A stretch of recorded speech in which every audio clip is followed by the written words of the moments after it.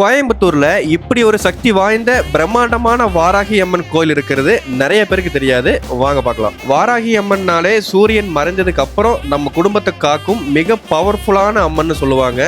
இந்த கோயில் இருக்கிற எல்லா சாமி சிலைகளும் சுமார் 6 அடி உயரம்ல பிரம்மாண்டமா அமைக்கப்பட்டிருக்கு. என்ட்ரன்ஸ்ல வலம்புரி விநாயகரை ஸ்டார்ட் பண்ணி பஞ்சமுக ஆஞ்சநேயர், வாராகி அம்மன், துர்கா தேவி, காலபைரவர், தர்மசாஸ்தா ஐயப்பன், சனீஸ்வர பகவான்னு பல பெரிய சிலைகளை ஆச்சரியமா பார்க்க முடியும். அதை விட மிக சிறப்பான ஒரு சிலை இங்க இருக்குங்க, விஸ்வரூப மகாவிஷ்ணு சிலை.